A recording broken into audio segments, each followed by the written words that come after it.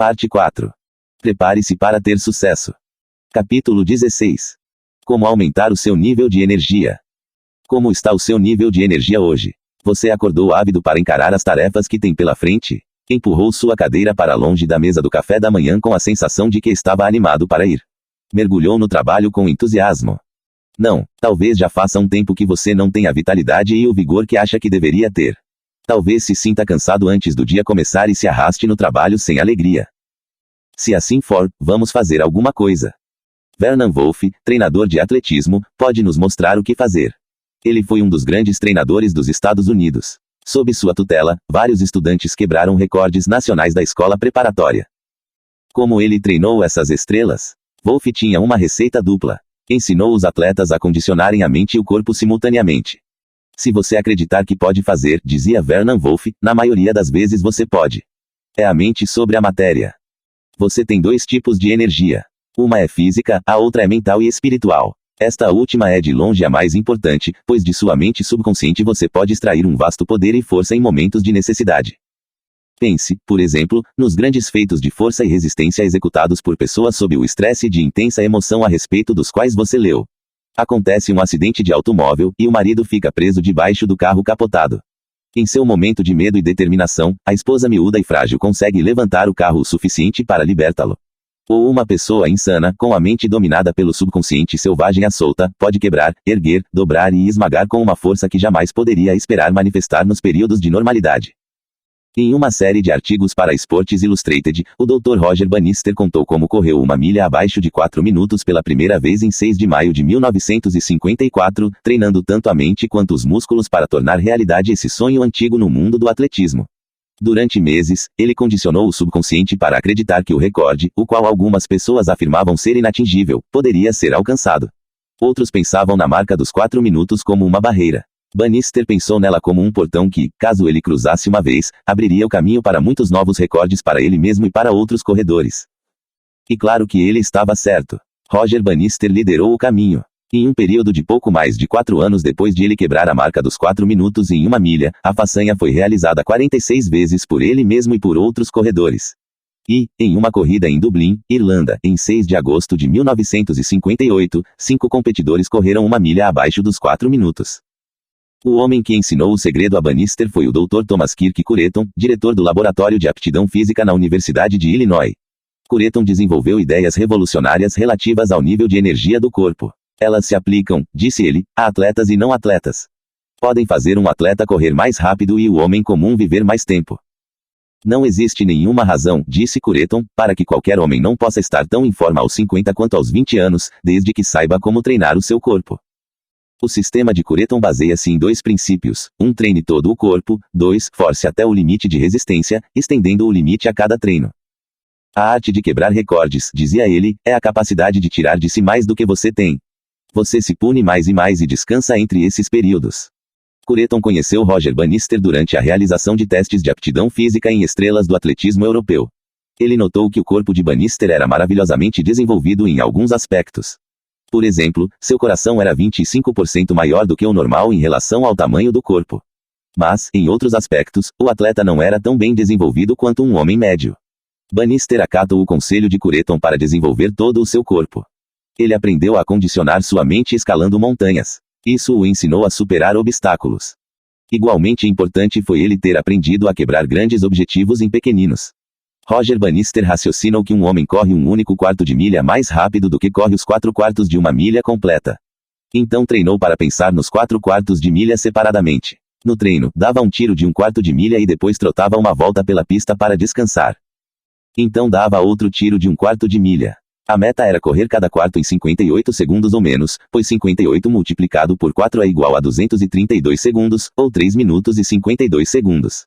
Ele corria até o ponto de colapso. Então descansava. A cada vez, o ponto de colapso era empurrado um pouquinho mais. Quando finalmente realizou sua grande corrida, foi em 3 minutos, 59 segundos e 6 milésimos.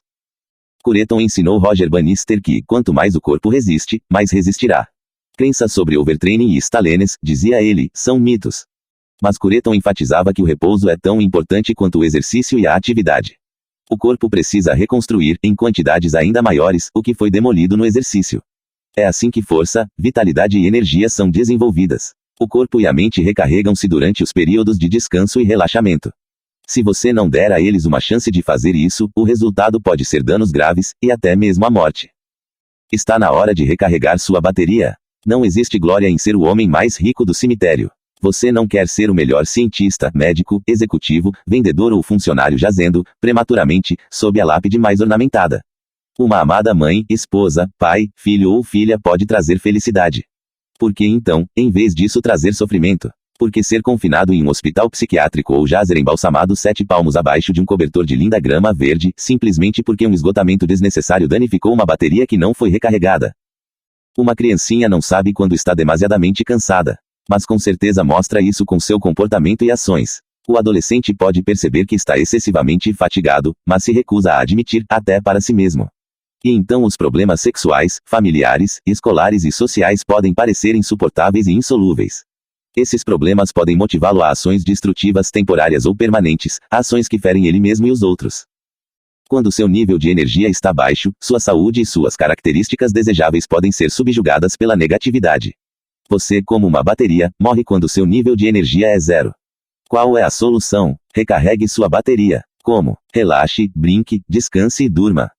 Como saber quando sua bateria precisa de recarga? Eis aqui uma lista de verificação para ajudá-lo a determinar seu nível atual de energia. Você pode usá-la sempre que sentir que seu nível de energia está baixando. Se você é uma pessoa bem equilibrada, sua bateria pode precisar de recarga quando você se mostra e se sente indevidamente sonolento ou cansado, indelicado, antipático, desconfiado, queixoso, insultuoso, ofensivo, irritável, sarcástico, maldoso, nervoso, excitável, histérico, preocupado, temeroso, enciumado, precipitado, cruel, excessivamente egoísta, excessivamente emotivo, deprimido ou frustrado. A MP exige um bom nível de energia, e vice-versa. Quando você está fatigado, seus sentimentos, emoções, pensamentos e ações geralmente positivos e desejáveis têm uma tendência a ficar negativos. Quando você está descansado e tem boa saúde, a direção é alterada de volta para a positiva. A fadiga muitas vezes traz à tona o pior dentro de você. Quando sua bateria está carregada e seus níveis de energia e atividade são o padrão, você está no seu melhor. É quando pensa e age com a MP. Se seus sentimentos e ações indicam que suas melhores qualidades estão sendo subjugadas pelas negativas e indesejáveis, está na hora de recarregar sua bateria. Sim, para manter seus níveis de energia física e mental, você precisa exercitar o corpo e a mente. Mas há um terceiro fator. Seu corpo e sua mente precisam ser alimentados adequadamente. Você ajuda a manter seu corpo físico consumindo porções de alimentos saudáveis e nutritivos. Você mantém seu vigor mental e espiritual absorvendo vitaminas mentais e espirituais de livros inspiradores e religiosos. Vitaminas, necessárias para uma mente e um corpo sãos. George Scarsetti, Ph.D., ex-diretor de pesquisa da Associação Americana de Pesquisa Agropecuária em Lafayette, Indiana, contou sobre uma aldeia no litoral da África. A aldeia era mais avançada do que uma comunidade de tribos semelhantes no interior. Por quê? Porque seus habitantes eram fisicamente mais fortes e mentalmente mais alertas, tinham mais energia física, do que os da tribo do interior. A diferença entre os habitantes das tribos da costa e aqueles que viviam no interior decorria de uma diferença na dieta. Os habitantes das aldeias no interior não tinham uma quantidade suficiente de proteína, enquanto aqueles na costa obtinham-na dos peixes que comiam. Em seu livro Climate Makes the Man, Clarence Mills escreveu que o governo dos Estados Unidos encontrou alguns moradores do Istmo do Panamá excessivamente lentos em sua atividade mental e física. Um estudo científico revelou que tanto os vegetais quanto os animais dos quais aquela população dependia para se alimentar careciam das vitaminas do complexo B. Quando foi adicionada tiamina à dieta, as mesmas pessoas tornaram-se mais energéticas e ativas. Se você suspeita que sua dieta é deficiente em certas vitaminas e elementos, de modo que seu nível de energia fique deprimido, você deve fazer algo a respeito. Um bom livro de receitas pode ajudá-lo, e há panfletos do governo disponíveis a um custo baixo. Se a condição persistir, faça um check-up físico. Assim como seu corpo, sua mente subconsciente aceitará e absorverá vitaminas mentais e espirituais sem esforço. Mas, ao contrário do corpo físico, o subconsciente vai digerir e reter quantidades ilimitadas. Ao contrário de seu estômago, ele nunca fica empanturrado. Ele vai assimilar e reter tanto quanto você fornecer, e ainda mais. Onde você vai encontrar essas vitaminas mentais e espirituais? Em livros como os recomendados no capítulo 22, O Incrível Poder de uma Bibliografia. Com efeito, a mente subconsciente é como uma bateria. Assim, você pode obter tremendos surtos de energia mental e espiritual que muitas vezes transmutam-se em vitalidade física. Esses arrancos de energia vão se perder se deixarmos que entrem em curto-circuito devido a emoções negativas desnecessárias. Mas, usada de forma construtiva, a energia pode multiplicar-se muitas vezes, assim como um dínamo gerador produz grandes quantidades de energia útil. O finado William C. Langell, um proeminente editor-chefe do mercado editorial, ilustrou esse tópico lindamente em um artigo para a revista Success Unlimited. Langell descreveu como a energia é desperdiçada por meio de preocupação, ódio, medo, desconfiança, raiva e fúria, desnecessários. Todos esses elementos desperdiçados, disse ele, poderiam facilmente ser transformados em unidades geradoras de força. Para ilustrar sua tese, Langell desenhou uma usina de energia elétrica. A boca aberta das fornalhas, as chamas vermelhas rugindo lá dentro, a água nos medidores de vapor oscilando no nível de temperatura adequada, o vapor impulsionando os pistões que giram os grandes geradores, os comutadores de cobre, superfícies douradas, girando tão rápido que parecem imóveis, faíscas verdes e azuis piscando sob os contatos, cabos grossos ligados ao quadro de distribuição, transportando a corrente elétrica através de uma cidade para milhares de finalidades úteis. Então, do outro lado da imagem, Langell continuou. A mesma planta, as mesmas caldeiras, motores, geradores. A única diferença é que o quadro de distribuição estava apagado, e os cabos pesados, em vez de estarem ligados ao quadro de distribuição, estavam enfiados em um barril de água enquanto os trabalhadores faziam testes na unidade. Toda a força é, com efeito, desperdiçada.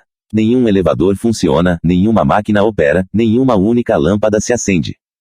E Langell conclui que, da mesma forma, um fracassado usa tanta energia em seu trabalho de fracassar quanto uma pessoa bem-sucedida usa na conquista do sucesso. Tommy Bolt, o campeão de golfe, costumava desperdiçar energia dessa forma. Se ele errava uma tacada ou um buraco, tinha um ataque de mau humor. Com frequência, ficava tão zangado que enrolava um taco em volta da árvore mais próxima. Quando ele leu a famosa oração de São Francisco de Assis, ela o transformou em um homem que dirigia sua energia para canais mais proveitosos. A oração deu a Tommy uma nova paz mental, e desde então ele carregou no bolso um cartão impresso com uma parte da oração, dizendo: Deus, me conceda serenidade para aceitar as coisas que não posso mudar, coragem para mudar as coisas que posso e sabedoria para saber a diferença. O homem é o único membro do reino animal que, pelo funcionamento da mente consciente, pode voluntariamente controlar as emoções a partir de seu interior, ao invés de ser forçado a fazê-lo por influências externas. Só ele pode deliberadamente mudar hábitos de resposta emocional. Quanto mais civilizado, culto e refinado você é, mais facilmente pode controlar suas emoções e sentimentos, se optar por fazer isso. Medo, por exemplo, é bom em determinadas circunstâncias. Se não fosse por medo da água, muitas crianças se afogariam. No entanto, é perfeitamente possível que você esteja desperdiçando sua energia mental e espiritual nessa ou em outras emoções mal direcionadas. Se assim for, você pode acionar um interruptor para direcionar a energia para canais úteis. Como? Mantendo sua mente no que quer e longe das coisas que você não quer. Suas emoções são imediatamente subordinadas à ação. Portanto, entre em ação. Substitua o sentimento negativo por um positivo. Por exemplo, se você está com medo e quer ser corajoso, haja com coragem. Se você quer ser enérgico, haja com energia. Mas certifique-se, é claro, de que sua energia seja gasta em um propósito bom e útil. Dawn Fraser, da Austrália, nos dá um exemplo maravilhoso do tema em pauta. Nascida do lado errado dos trilhos, em Bowman, um subúrbio à beira-mar de Sydney, Dawn tinha um corpo anêmico. Mas tinha uma determinação king size para se tornar uma grande campeã de natação. Ela se tornou a nadadora mais rápida do mundo. Era boa, mas às vezes não era boa o suficiente para satisfazer a si mesma. Durante o voo para casa depois dos Jogos do Império em Cardiff, ela leu um livro. Era Quem Pensa Enriquece. Considerei as fórmulas de Napoleão Hill para o sucesso muito inspiradoras, disse. Comecei a pensar sobre nossa derrota para as meninas inglesas no medley, quando, na etapa de nado livre, nadei em 60 segundos e 6 milésimos. Foi 0,6 de segundo mais rápido do que meu próprio recorde mundial, mas ainda assim não foi bom o bastante para nos dar os 10 metros de vantagem dos quais precisávamos. Eu me perguntei se tinha dado tudo de mim nessa última volta. Dawn Fraser começou a pensar sobre o sonho que teve por muito tempo, tornar-se a primeira mulher a nadar 100 metros em menos de 60 segundos. O minuto mágico, ela chamava. Se eu pudesse ter feito esse trecho final no minuto mágico, poderíamos ter ganho, pensou. A partir daquele momento, a velha esperança de quebrar o minuto tornou-se um desejo ardente em mim. Chame de obsessão controlada se preferir. Fiz disso a minha grande ambição e montei um plano de ação positiva tendo o minuto mágico como objetivo. Como Napoleão Hill aconselha, decidi fazer o esforço extra, mental e fisicamente. Além de treinar o corpo, Fraser condicionou sua mente também. Bateu recorde após recorde e por fim atingiu sua meta. Treinadores de atletas de toda a Austrália foram atraídos para o 1, 2, 3. Estudo dos ensinamentos de Napoleão Hill, de acordo com Thomas H. Wingard, um jornalista australiano. Treinadores de ponta em busca de métodos que dessem a seus campeões aquele pouquinho extra além e acima do seu programa regular de treinamento idealizado cientificamente encontraram nova inspiração nas doutrinas do grande perito americano, disse Wingard. Eles adaptaram a técnica da abordagem mental de Napoleão Hill ao que é essencialmente um problema físico. Alguns fizeram o curso de AMP, a ciência do sucesso, para poderem aplicar os princípios corretamente. Está na hora de recarregar sua bateria. Você começou a aplicar os princípios apresentados em atitude mental positiva? Está pronto para se tornar um campeão? Caso esteja, você vai querer aprender como pode gozar de boa saúde e ter uma vida mais longa, o tema do nosso próximo capítulo. Piloto NU-16. Pensamentos pelos quais se guiar. Como está o seu nível de energia neste momento? Qual é a sua fonte mais importante de energia física, mental e espiritual? Como você pode aplicar os princípios que Thomas Kirk-Cureton ensinou a Roger Bannister, de modo que tenha energia extra para atingir suas metas? 4, 5, 6, 7, 8, 9, 10, 11, 12, 13. Você força até o limite de sua resistência, e depois descansa e tenta de novo. Está na hora de recarregar sua bateria. Como você pode evitar ou neutralizar a fadiga? A maioria de suas refeições baseia-se em dietas equilibradas. Você toma vitaminas espirituais e mentais diariamente lendo material inspirador ou escutando gravações inspiradoras? Sua energia está sendo direcionada para canais úteis? Ou está entrando em curto-circuito e sendo desperdiçada? Um fracassado usa tanta energia em seu trabalho de fracassar quanto uma pessoa bem-sucedida usa na conquista do sucesso. Deus, me conceda serenidade para aceitar as coisas que não posso mudar, coragem para mudar as coisas que posso e sabedoria para saber a diferença. Quando a emoção de medo é justificada, injustificada. Para ser enérgico, haja com energia. Aumente seu nível de energia com a MP.